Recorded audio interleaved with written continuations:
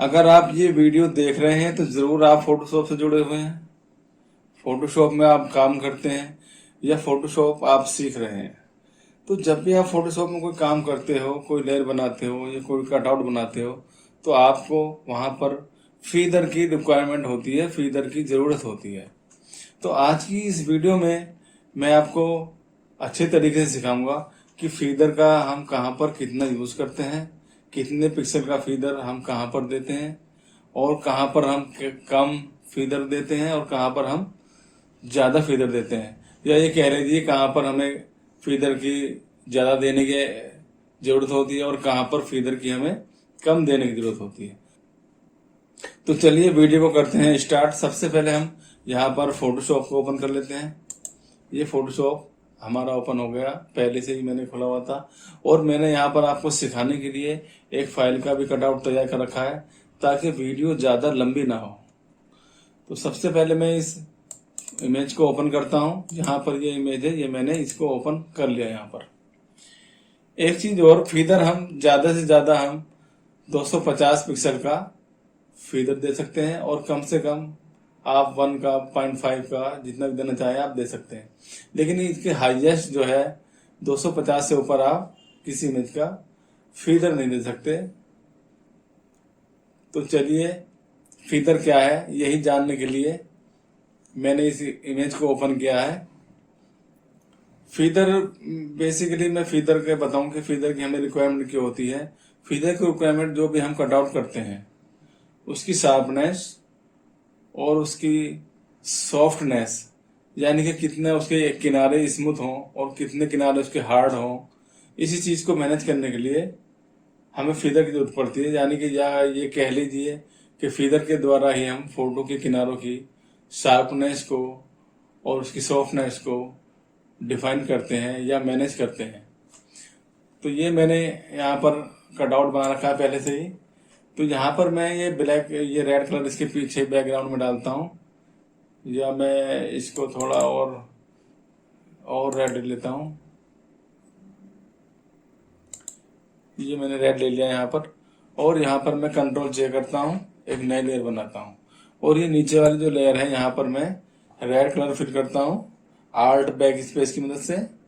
ये यहाँ पर रेड कलर फिल हो गया। अब ये यहाँ पर जूम करेंगे हम तो ये देखिएगा यहाँ पर ये थोड़ी सी इमेज जो है हमारी हार्ड हो रही है। ऐसा लग रहा है जैसे कागज से काट के हमने यहाँ इसके ऊपर रख दी, क्योंकि यहाँ पर हमने फीदर का यूज नहीं किया। यदि हम थोड़ा सा यहाँ पर फीदर का यूज कर लेंगे तो ये इमेज में रियलिटी आ जाएगी और ऐसा लगेगा कि रेड बैकग्राउंड पर ही हमने फोटो शूट किया है। तो यहाँ पर मैं आपको फीदर का यूज करके बताऊंगा। यहाँ पर हम कंट्रोल और क्लिक की मदद से इस वाली इमेज में कंट्रोल के साथ यहाँ पर क्लिक करेंगे तो इसका हमारी इमेज का कटआउट का या लेयर का हमारा सिलेक्शन हो चुका है। इसके बाद इस सिलेक्शन को हम थोड़ा मॉडिफाई करेंगे। मॉडिफाई करने के लिए मैं यहाँ पर सिलेक्शन में जाऊंगा, सेलेक्ट में जाऊंगा, और यहाँ पर आ जाऊंगा मॉडिफाई में। मॉडिफाई करने में हमें इसका सिलेक्शन, इसका जो थोड़ा सिलेक्शन है थोड़ा अंदर की तरफ करना है ताकि हम इसमें फीदर का अप्लाई कर सकें। तो इसको हम करेंगे कॉम्पैक्ट। कॉम्पैक्ट का मतलब है थोड़ा सा डिक्रीज करना। तो थोड़ा सा हम इसको कॉम्पैक्ट कर देंगे। 1 पिक्सल का, इससे ज्यादा नहीं करेंगे। 1 पिक्सल का हमने इसको कॉम्पैक्ट कर दिया। अब देखिए ये सिलेक्शन थोड़ा सा अंदर की तरफ आ गया। पहले ये यहाँ पर था, जहां पर मेरा माउस रखा हुआ, ये देखिएगा आप, ये यहाँ पर था पहले, यहाँ पर, और अब थोड़ा सा ये कॉम्पैक्ट हो चुका है। अब यहाँ पर हम फीदर का यूज करेंगे। फीदर का यूज करने के लिए कंट्रोल आल्ट और डी को प्रेस करेंगे हम, और यहाँ पर हम फीदर की रेडियस भी 1 पिक्सल कर देंगे। ये मैं करता हूँ 1 पिक्सल। 1 पिक्सल करने के बाद हम फिर से यहाँ पर कंट्रोल जे करेंगे और इसकी नई लेयर क्रिएट करेंगे। कंट्रोल जे कर दिया।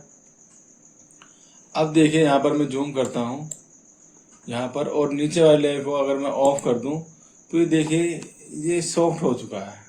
यहाँ पर ये कितना सॉफ्ट हो चुका है, और ऐसा लग रहा है जैसे इसी बैकग्राउंड पर हमने फोटो शूट किया है।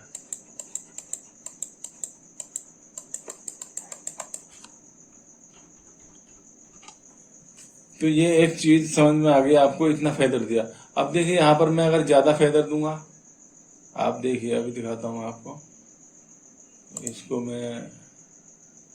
इसको मैं डिलीट कर देता हूँ। यस, फिर से वही लेयर आ गई हमारी।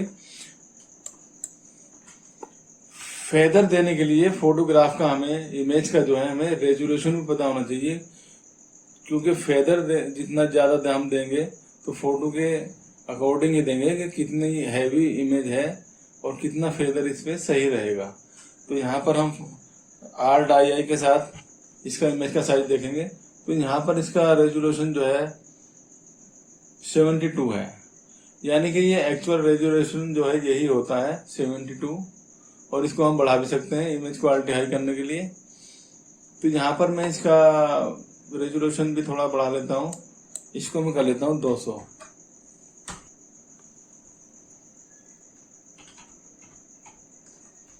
अब देखिएगा यहाँ पर ये हेयर और ये इमेज जो है, यहाँ पर इसके किनारे जो है काफी हार्ड हो रहे हैं, तो इनको हमें सॉफ्ट करना है। इनको सॉफ्ट करने के लिए पहले ही मैंने आपको बता दिया 1 पिक्सल का हमने फेदर दिया, और हमने यहाँ पर इसका DPI हाई कर लिया, यानी थोड़ी इमेज हाई क्वालिटी की हो गई। अब तो यहाँ पर मैं इसको ज़्यादा भी यूज़ कर सकता हूँ। अब आप देखिए यहाँ पर मैं कंट्रोल और क्लिक के साथ इसका सिलेक्शन बनाता हूँ। सिलेक्शन होने के बाद थोड़ा सा इसको कॉम्पैक्ट करेंगे।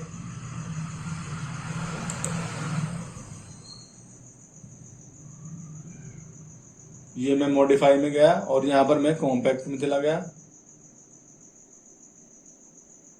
मॉडिफाई में गया और यहाँ पे कॉन्ट्रैक्ट में चला गया मैं, और यहाँ पर हमने कर दिया कॉन्ट्रैक्ट 1 की बजाय हमने यहाँ पर 3 कर दिया। देखते हैं क्या होता है। 3 कर दिया हमने, ओके। और यहाँ पर अरे सिलेक्शन थोड़ा ज़्यादा हो गया, हमें 3 नहीं करना, यहाँ पर 2 करना है। Ctrl+Z। देखिए कॉन्ट्रैक्ट करने से थोड़ा सा जो है इसका साइज थोड़ा सा अंदर को हो जाएगा, सिलेक्शन हमारा थोड़ा अंदर की तरफ आ जाएगा। ये यहाँ पर किनारे पे है तो थोड़ा सा अंदर की तरफ आ जाएगा। यहाँ पर हम सेलेक्ट में जाते हैं, मॉडिफाई, और ये रहा कॉन्ट्रैक्ट, और यहाँ पर हम कर देते हैं 2 पिक्सल।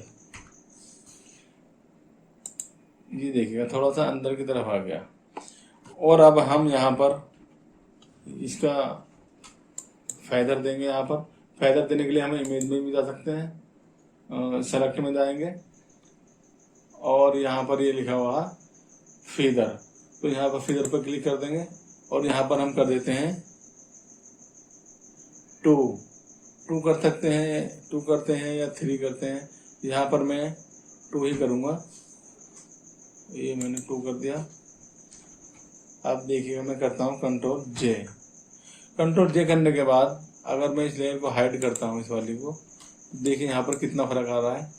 ये थोड़ा सॉफ्ट हो गया। अब मैं इसको पीछे वाली को ओपन करता हूँ आपको, तो ये देखिएगा ये फिर से हार्ड हो गई, और ये देखिएगा इसको ऑफ करने के बाद फिर से सॉफ्ट हो गई।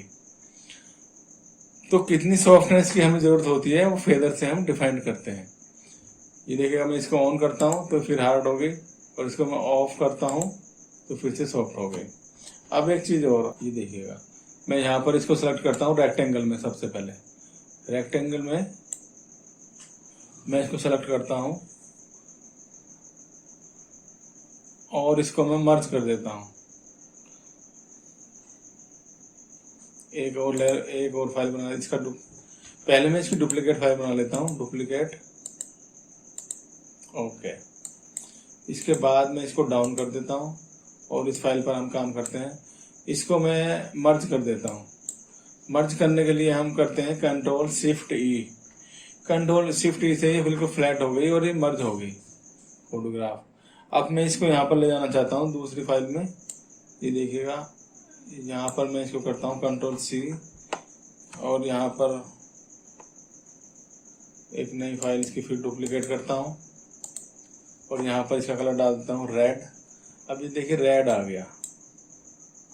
ये मैं इसको वाइट कर देता हूँ, यहाँ पर वाइट आ गया और मैं यहाँ पर कंट्रोल V करता हूँ। तो देखिए इस तरह से ये फोटोग्राफ आ गई। तो यहाँ पर मैंने कोई फेदर नहीं दिया, तो इसकी इमेज जो है, इसके किनारे जो है बिल्कुल हार्ड है, बिल्कुल शार्प है। देखिएगा आप, इतना जूम मैंने कर लिया, ये बिल्कुल शार्प है इसके किनारे, देखिएगा। और वहीं पर मैं इसको अब फिर से यहाँ पर लेकर आता हूँ, इसको मैं करता हूँ डिलीट।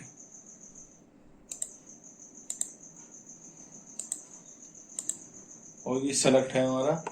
अब हम इस यहाँ पर फेदर का यूज करेंगे। मैं यहाँ पर देता हूँ Ctrl+Alt+D, फेदर में कर देता हूँ यहाँ पर 50 फेदर किया मैंने, ओके किया। और इसको मैं करता हूँ Ctrl+C और यहाँ पर कर देता हूँ Ctrl+V। अब आप देखिए 50 फेदर देने से ये इस तरह की इमेज यहाँ पर आई है। तो ये काफ़ी सॉफ्ट आए हैं इसके किनारे। जितना भी आप किनारों को सॉफ्ट करना चाहते हैं आप कर सकते हैं। ये देखिएगा यहाँ पर धीरे धीरे धीरे ये बिल्कुल सॉफ्ट हो गए हैं। इससे भी ज़्यादा सॉफ्ट कर सकते हैं आप। मैं फिर से इसको डिलीट करता हूँ। यस, आप देखिए मैं यहाँ पर इसको Ctrl+D करता हूँ और फिर से मैं यहाँ पर सिलेक्शन लेता हूँ इतना, और यहाँ पर मैं करता हूँ Ctrl+Alt+D और यहाँ पर कर देता हूँ मैं 100 पिक्सल। मैंने यहाँ पर फेदर कर दिया 100। और यहाँ पर देखिएगा थोड़ी सी यहाँ पर सिलेक्शन भी है आपका चेंज हो चुका है। ये लगभग बिल्कुल कॉर्नर 5 के सिक्के जैसा हो गया, जैसे कभी 5 का सिक्का चलता था। मैं यहाँ पर Ctrl+C करता हूँ और यहाँ पर करता हूँ Ctrl+V। तो यहाँ पर देखिएगा आप, यहाँ पर इसके किनारों की शार्पनेस बिल्कुल खत्म हो गई और ये इमेज में एक तरह का अलग ही लुक यहाँ पर आ गया। चलिए, ये तो आपको फेदर समझ में आ गया। और दूसरी चीज, हम इस फेदर से हम क्या क्या कर सकते हैं। अब चलिए मैं इसको, अब जैसे ये इमेज यहाँ पर है, मैं यहाँ पर Ctrl+X करता हूँ अगर इसको, तो देखिएगा यहाँ पर ये बिल्कुल गायब हो गई और ये पता भी नहीं चल रहा। धीरे धीरे धीरे धीरे ये गायब हो रही है। यहाँ पर Ctrl+Z करता हूँ और यहाँ पर मैं इसको Ctrl+V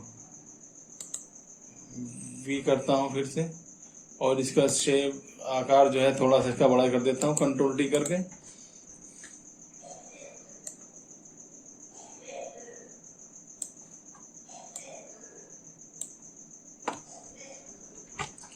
इसको और बड़ा करेंगे हम।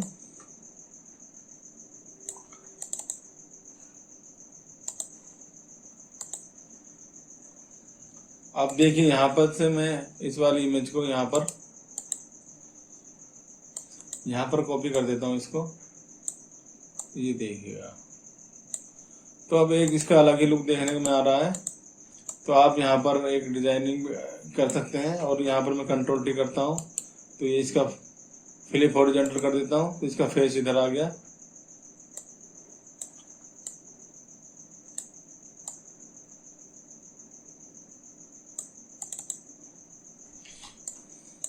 तो ये था आपको फेदर समझाना।